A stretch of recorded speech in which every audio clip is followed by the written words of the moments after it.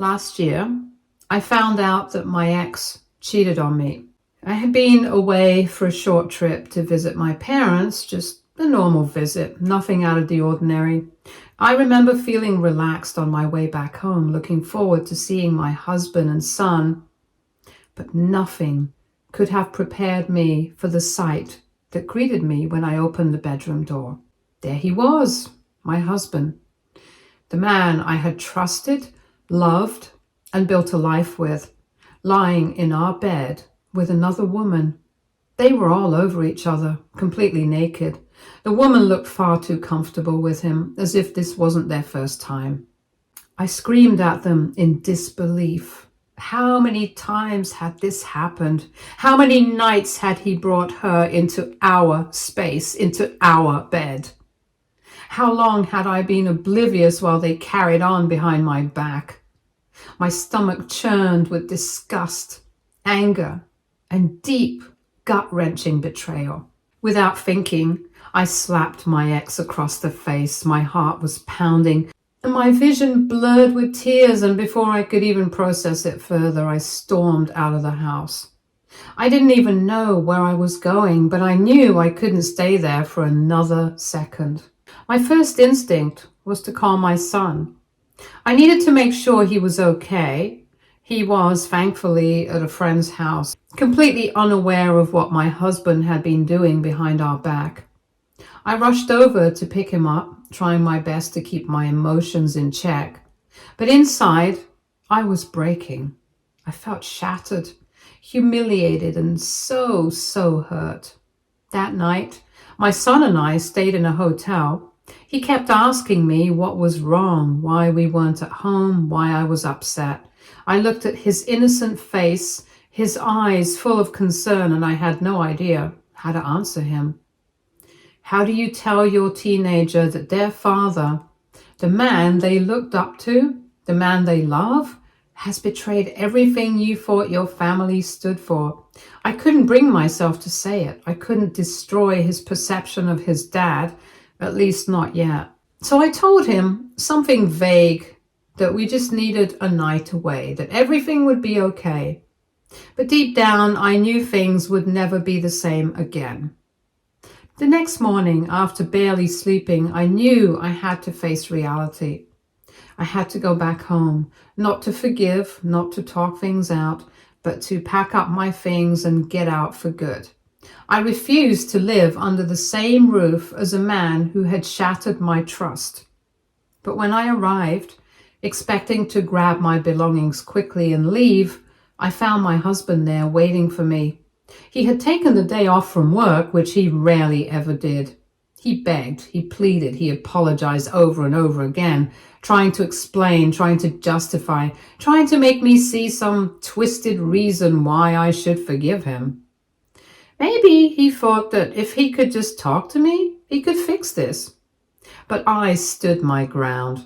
His words felt hollow, his apologies meaningless. No excuse could undo the betrayal. No amount of groveling could erase the image burned into my mind from the night before. I stood firm and told him that I was done.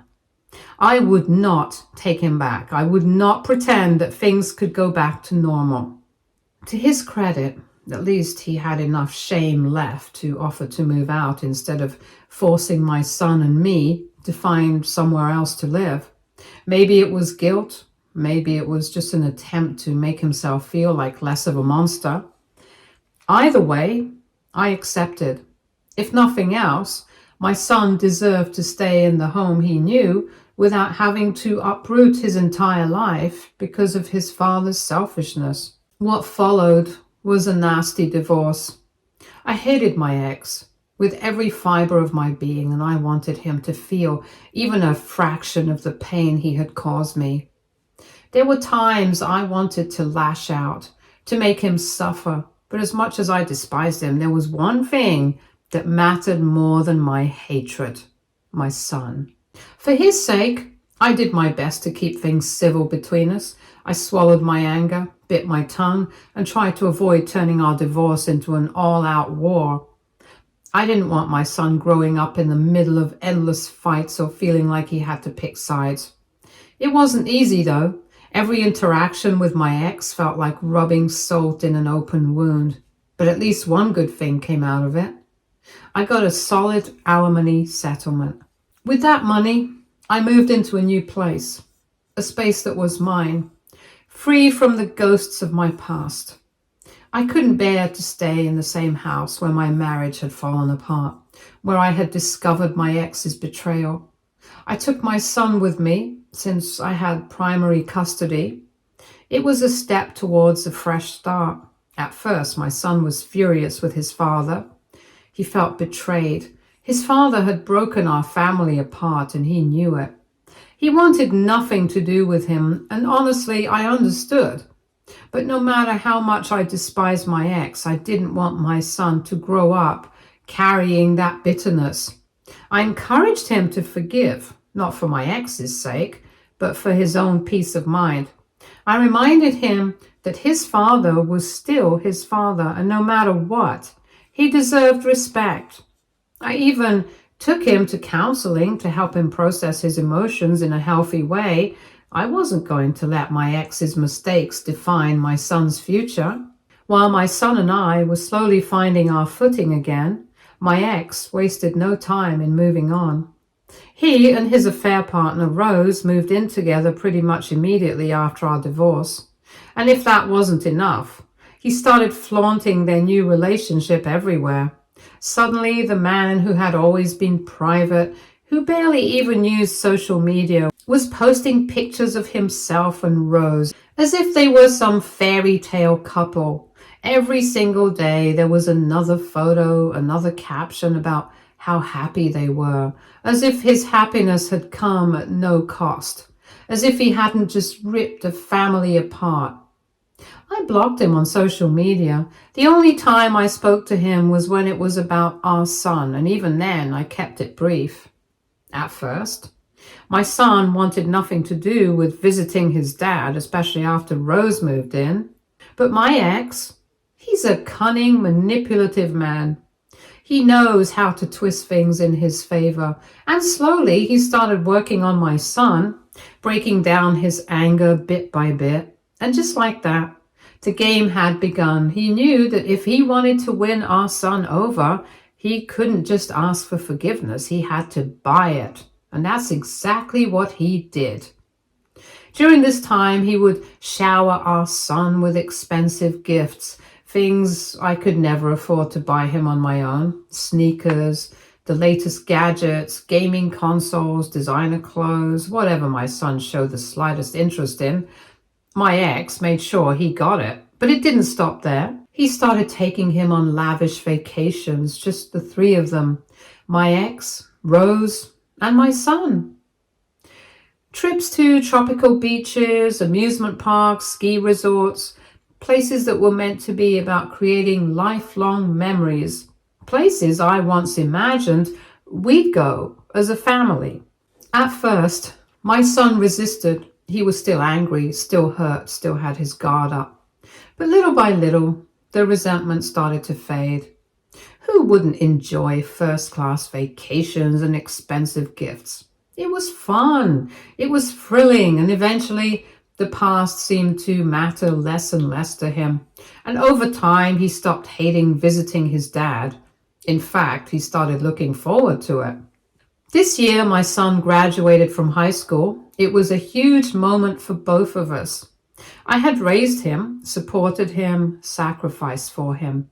And now here he was, a young man standing on the edge of his future. I was so proud of him. Of course, both my ex and I were there for the ceremony. I knew he would be, and of course he brought her. I won't lie. Seeing Rose there irritated me. It wasn't just that she was present, it was how she acted. She was overly excited, clapping the loudest, beaming, as if she had been the one who had spent 18 years raising him. As if she had been there through the sleepless nights, the school projects, the scraped knees, the teenage struggles. I just held my tongue. I wanted to be civil for my son's sake. After the ceremony, I wanted a picture with my son, a simple mother-son moment to capture this milestone. My ex took the picture for us, and then naturally, he wanted a picture with our son as well. This is when my son said, "I want a picture with both my mom and dad."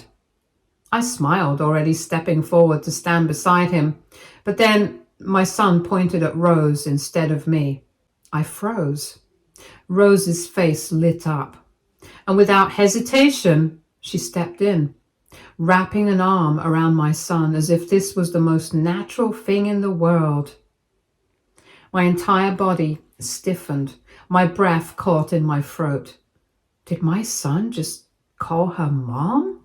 Or had I misheard?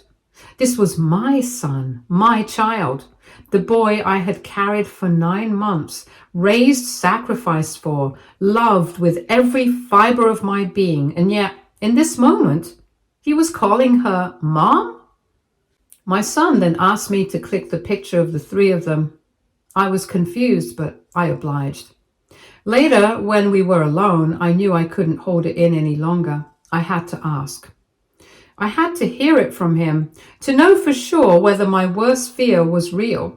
I turned to my son and, as calmly as I could, asked, "Did you just call Rose Mom?"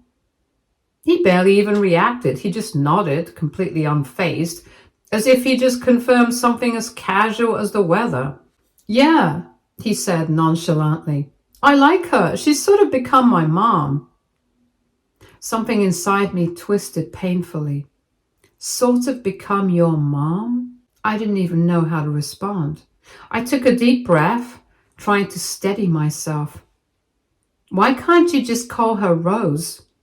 I asked carefully, hoping, begging for an answer that would make this feel less like a knife in my chest. But my son immediately jumped to her defense. He explained that my ex and Rose had actually been encouraging him to call her mom for a long time. But he had always resisted, that is, until a few months ago when he finally started liking her enough to give in. I hesitated before asking, "Do you seriously see Rose as your mother, the way you see me?" Hearing this, my son shrugged and started to say how his dad had warned him about this. Confused, I asked him what he meant. "Dad warned me that you'd be unreasonably jealous about this," he said flatly. "Dad told me you'd overreact if I called Rose Mom, but I don't see the big deal. It's a good thing, isn't it, that I have a positive relationship with my step-parent? She's going to be a permanent part of my life after all, and she has my best interests in mind, so I don't really mind calling her mom." I couldn't breathe. My manipulative ex had prepared him for this conversation. He had planted the idea in my son's head that I would be the unreasonable one, that my feelings wouldn't be valid, that my heartbreak over this would be jealousy rather than genuine pain. And now my own son, my baby, the child I raised, was looking at me like I was the one making a big deal out of nothing. For days, I couldn't stop thinking about it. I wanted to be happy that my son had accepted her, that he had a good relationship with the woman his father had chosen. I wanted to be mature, to see the bigger picture, but deep down, I was hurt. I couldn't lie to myself. This wasn't just any woman, this was her. The woman who had helped tear my marriage apart, and now she had won over the one person I thought I could never lose. After my son went to college, I noticed a shift in his behavior. He started spending more and more time with my ex and Rose. At first, I told myself it was just temporary, maybe that it was because they had more money and could afford to take him on fun trips and spoil him. But as time went on, I realized it was more than that. Whenever I called him to come over, there was always an excuse. He was busy, he had plans, he had schoolwork. And if I ever tried to make plans to visit him, he would brush me off, telling me it wasn't a good time. However, my son had no problem going on trip after trip with my ex and Rose. They were always off on another vacation, beaches, ski resorts, big cities, amusement parks, and if that wasn't painful enough, my son even started posting pictures from these trips on his social media with just the three of them, proudly showing off the fun he was having with them. The captions were what truly broke me. He would write things like, "New family and new beginnings," or "Couldn't have asked for better parents, love you both." He once even uploaded a picture of just him and Rose with the caption, "A mother isn't the one who gives birth, but the one who stands by you." This is when I couldn't stay silent anymore. I reached out to him, trying to be as calm as possible, and asked him about why he would caption a photo like that. I waited for his response, hoping he would say something, anything, to ease the sting. But instead of responding, instead of even acknowledging my feelings, he blocked me from his socials. After seeing all this, I decided to take a step back and take some space from my son. Not out of anger, not to punish him, but because I finally realized that I couldn't force him to want me in his life. I mean, this is his life. And if he was really that happy with just his dad and Rose, then I didn't want to stand in his way. My son didn't seem to mind. He continued to bond with his new family while ignoring me. As time went on, he continued to bond with my ex and Rose while completely shutting me out. I watched from a distance as my role in his life grew smaller and smaller. Then came his birthday. I debated for hours about whether I should reach out or not. I swallowed my pride and texted him asking if I could visit him to celebrate. He didn't even reply back and literally left me on scene. Later, I found out through mutual friends that he had spent his birthday at his favorite restaurant with my ex and Rose. And not once did any of them even think to invite me.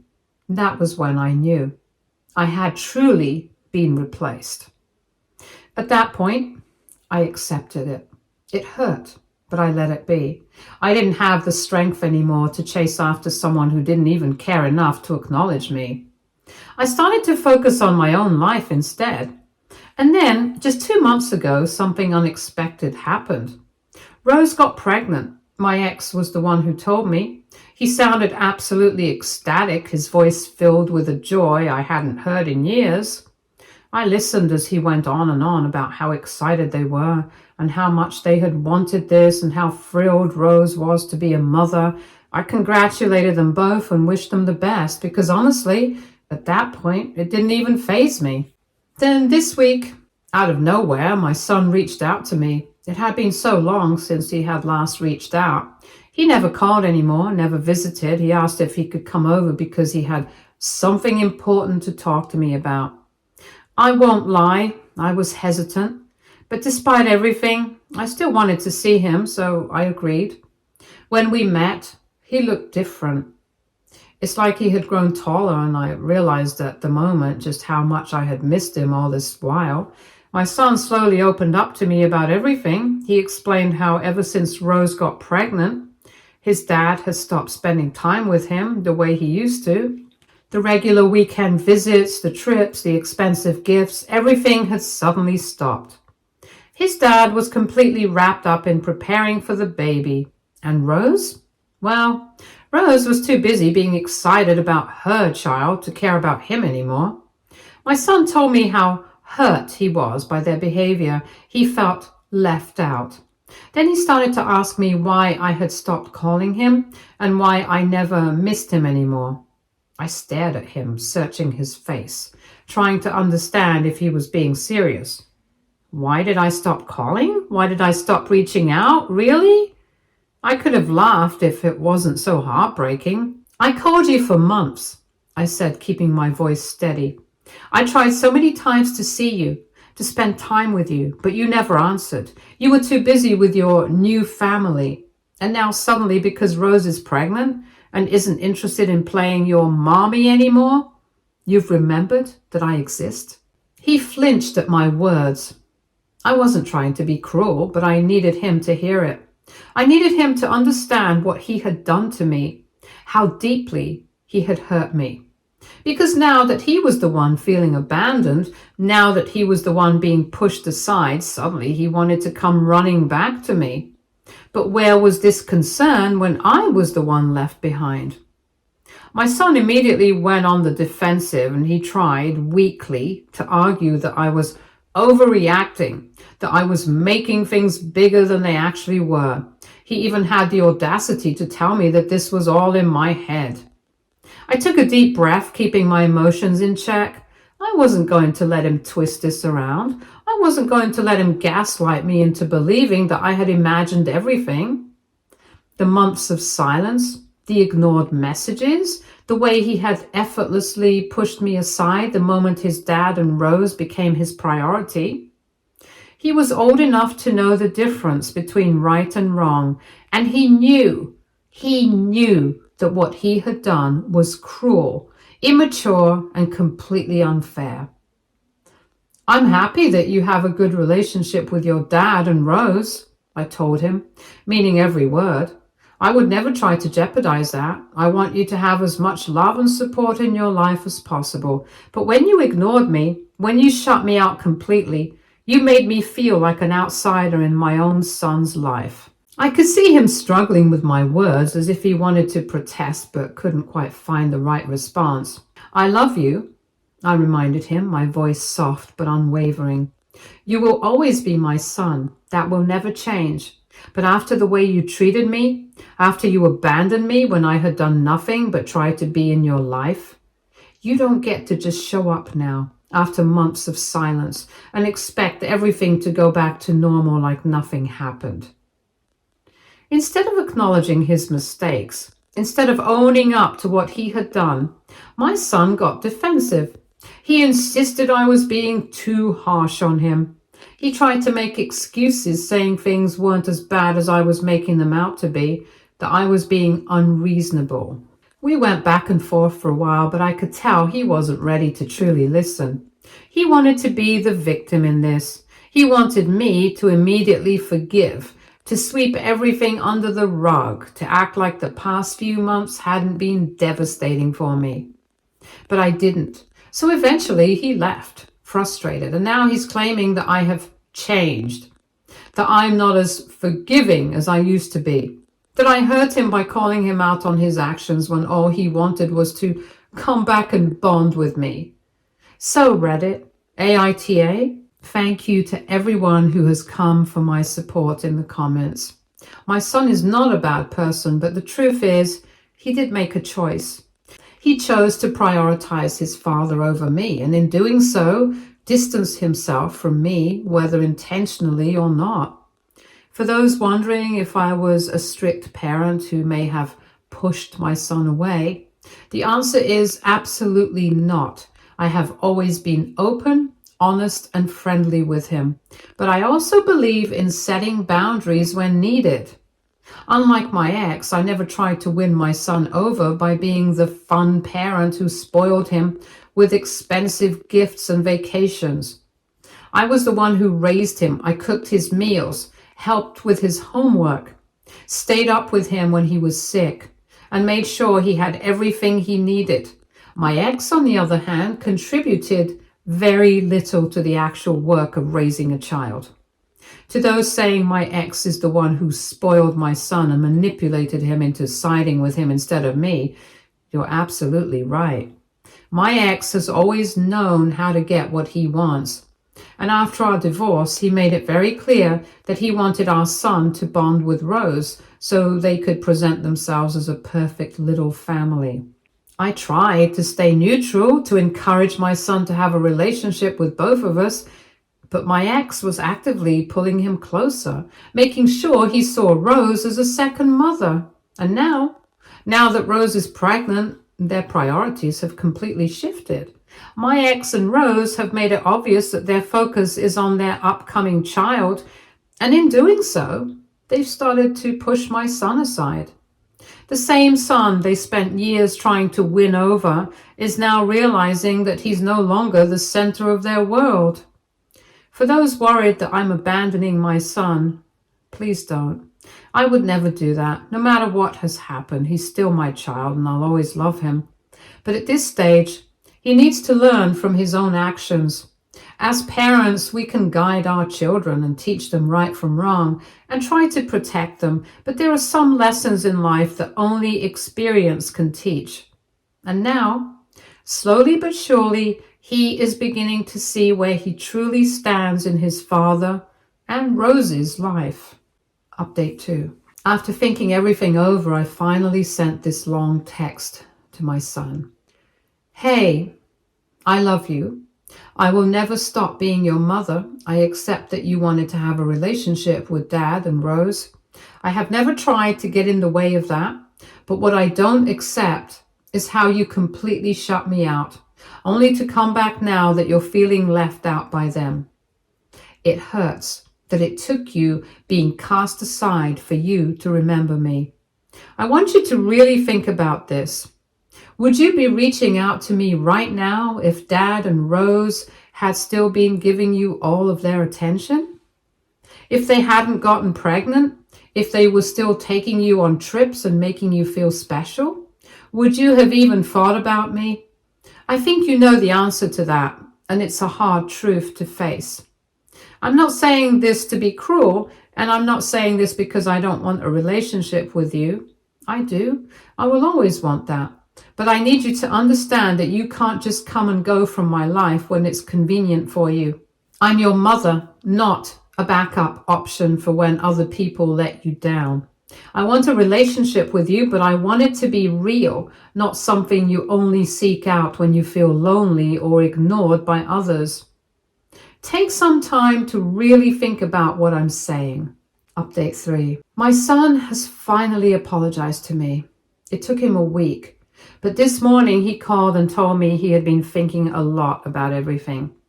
He admitted that he had been wrong to shut me out for so many months and that he now realizes how unfair he was to me. Hearing those words brought me a sense of relief I didn't even realize I had been holding out for. He promised that moving forward, he would prioritize both me and his father, making sure to never choose one of us over the other again. That meant a lot to me. Not just the words, but the fact that he took the time to reflect and acknowledge his mistakes. I know things won't magically fix themselves overnight, but I'm just happy to see him growing, becoming more mature and understanding. That's all I ever wanted for him, to learn, to take responsibility and to be better. And now, for the first time in a long time, I feel like we're finally moving in the right direction. Update 4. It's been 8 months since my last update, and I figured now would be a good time to share what's been happening, especially since something very interesting just unfolded. So, remember Rose, the woman my ex-husband cheated on me with? The one he left everything behind for? The one he worked so hard to make a part of my son's life? The one he flaunted all over social media like a trophy? Well, guess what? She just gave birth. But here's the real kicker. The baby isn't my ex's. That's right. Rose cheated on him and got pregnant with another man's child.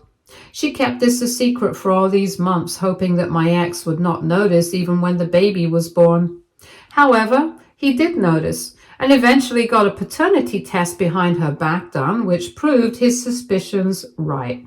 Ever since then, he has been devastated. He has told my son that he's going to be filing for divorce as he wants nothing to do with Rose and her child anymore.